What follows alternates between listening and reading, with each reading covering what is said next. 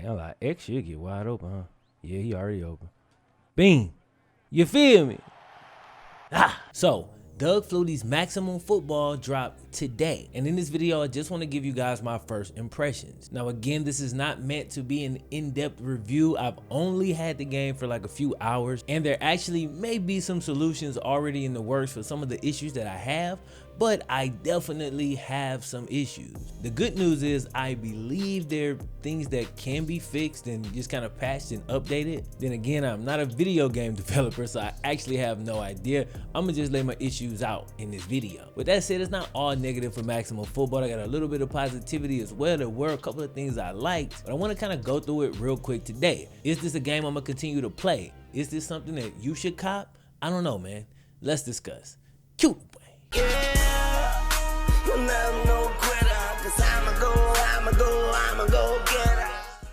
Now in this video, I'm gonna be focusing on the college football portion of Maximum Football 19. For those of you guys who don't know, Maximum Football 18 and everything Maximum Football before this year was a Canadian football game. But they went in and they made a section of the game for US college football. They got a ton of teams in there, Dynasty. The customization is dope. So the customization is definitely a positive, and there's another big positive that Dynasty fans will be happy to hear. So let's start with that.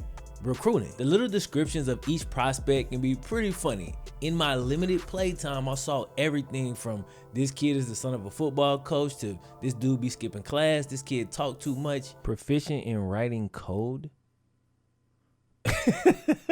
And I haven't played it enough yet to know, but those descriptions could carry a little bit more weight than you might think, as I'm sure they at least hint at some of the traits that a player might have. Hopefully anyway, they could also just be random. Adding players to your recruiting board is pretty easy, and once you've done that, you call each guy and you talk to him in a very similar fashion to that of NCAA 13.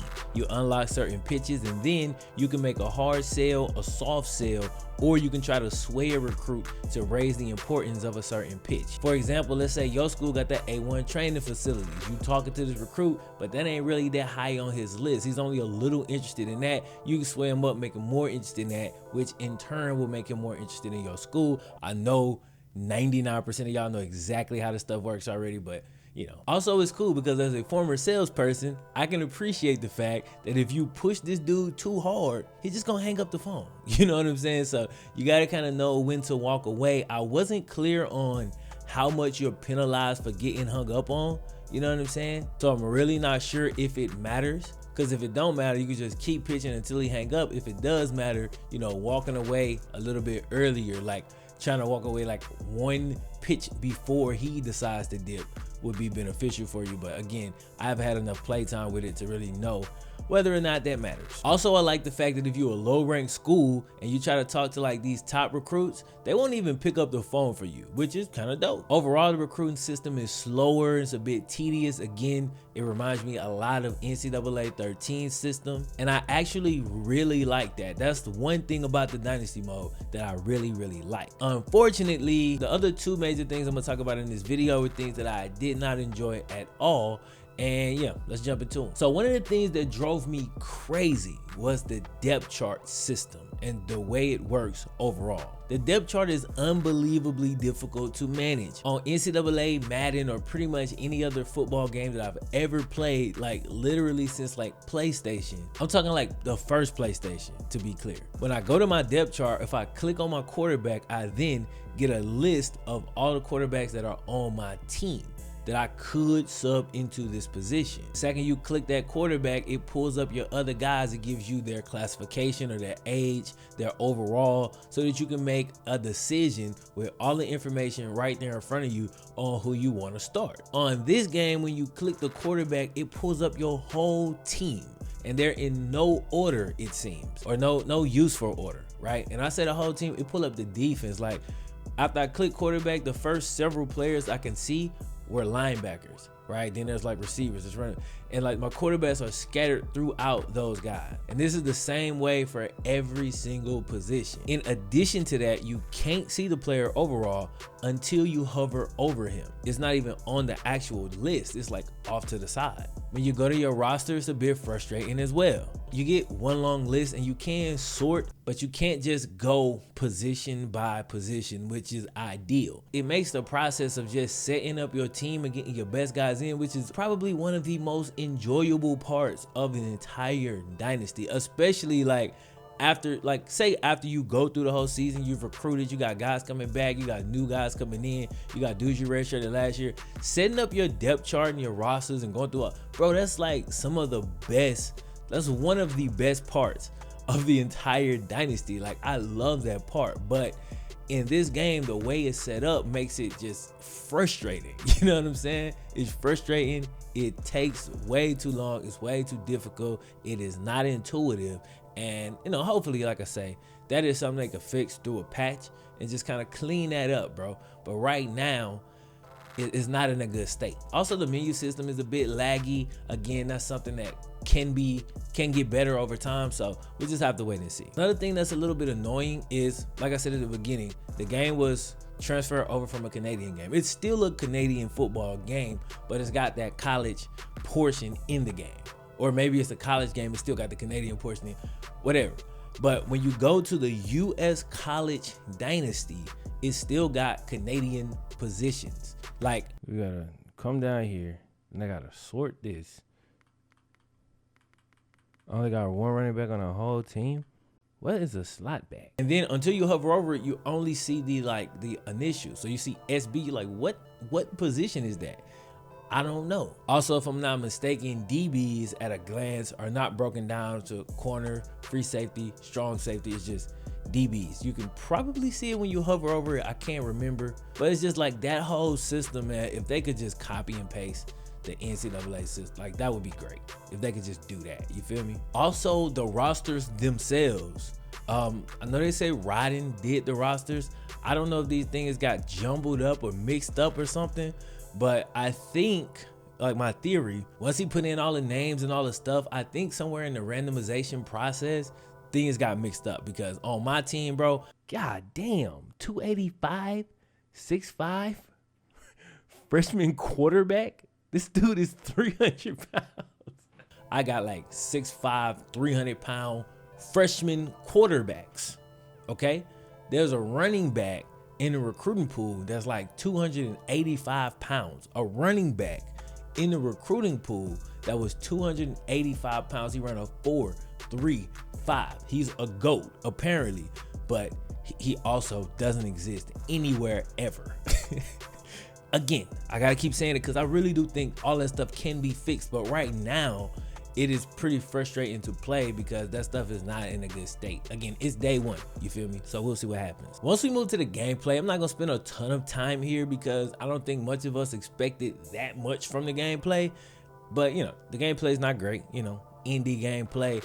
And the issue is, like, I'm not necessarily looking for just total realism. That's not what I'm looking for. I'm looking for it to be fun and for it to be immersive enough to where I feel like these are actual players out here on the field. And again, yeah, the bar is NCAA 14. You know, the way the players move in that game, the way they look, the way they throw the ball, the way they catch it, the catch animations, all of that stuff really helps to bring that game to life for me and so many other people that's still playing it to this day. This game is about 100 times better than last year's game, last year's Maximum Football, but it's still not quite there yet. And to not just be comparing the NCAA constantly, I'll compare it to Axis Football 19, which I haven't played, but I've seen gameplay today because it also came out today. It didn't have near the rollout though. Axis actually looked really good in comparison, you know, from a gameplay standpoint. Now, Axis is more of a pro football style So the franchise mode I hear is really deep and all of that stuff, but you know, I just prefer the college mode. So like if I could recruit and do all that, that's really what I want to do. But I heard Axe Football is kind of dope, man. If y'all are interested, I'll go ahead and cop it and I'll make a video similar to this on Axes next week. If that's something y'all want to see, let me know in the comment section. Now, going along with the gameplay, again, already is indie gameplay. We know it's not gonna be that great. And then there's another little thing they did that I personally don't like. The issue is the control system, okay? Personally, I think that it's wise. If you're a smaller game within a genre, you should, 100% in my opinion, make your controls very similar to whatever the popular game is in said genre. Because the majority of the people who are pretty much everybody, okay? I'm saying the majority, like 99.9% of the people who are coming to your game are coming from that popular game, okay? So that control scheme has been with us for years and years, and we've been playing NCAA 14 forever, you know what I'm saying? Forever. On this game, the controls are way different. Like you sprint with A. Now, I know there was some older football games in the past where I think you sprint with A, but it's just been such a long time. Like in my brain, hey, how to switch players? Cycle defender, LB. Why? Yo, how do you juke? Juke with left trigger and right trigger. You sprint with A? Ah, come on, bro. You sprint with, this is the sprint button. Like, it don't matter. Like, it's the sprint button. Yo, I'm putting it in the air, bro. You know, that's just how I feel about it. You know what I'm saying? And if you're not gonna have it like that by default, okay, cool. But you gotta have controller presets that are similar to the EA games. Those are the big games. For example, if you play Call of Duty, right? And a lot of people, tons of people play Call of Duty, so I use that super popular FPS game. You play Call of Duty, you can go play almost any shooter. Like 95% of the shooters out there are either gonna have a very similar control scheme to Call of Duty right at the gate, or they'll have a preset that is very similar to that of Call of Duty. That way, when you get on that game, you're not trying to learn how to just walk and look. You can learn the actual nuances of the game because you're using a control scheme that you're already familiar with. You know what I'm saying? So that's something that I did not particularly enjoy. I don't really want to have to sprint with A and learn new physics in the game, learn like the plays and stuff that work, and then also learn the controls. Like, you know what I mean? So some control set options I think would be good, you know? I just feel like that makes the game more accessible for people that are coming in. All right, so those are my first impressions of Maximum Football. There are some things that they have there to build on to make this a game where I can play a simulation dynasty, right?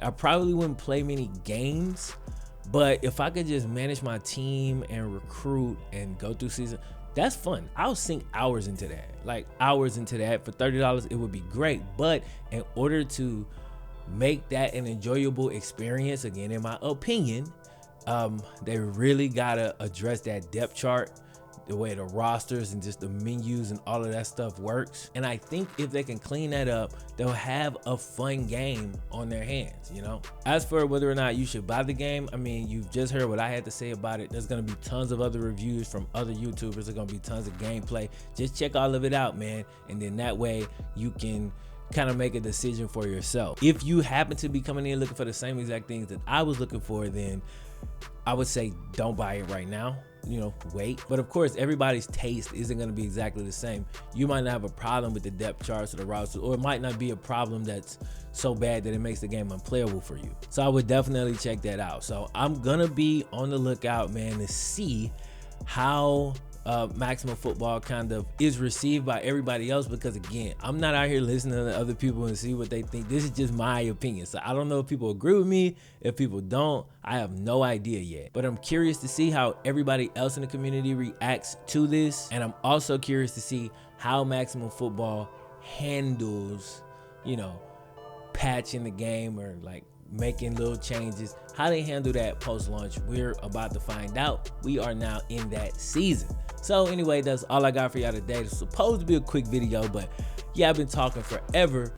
I'm gonna holler at y'all next time. My name is FlemLo, fellas. One. Yeah,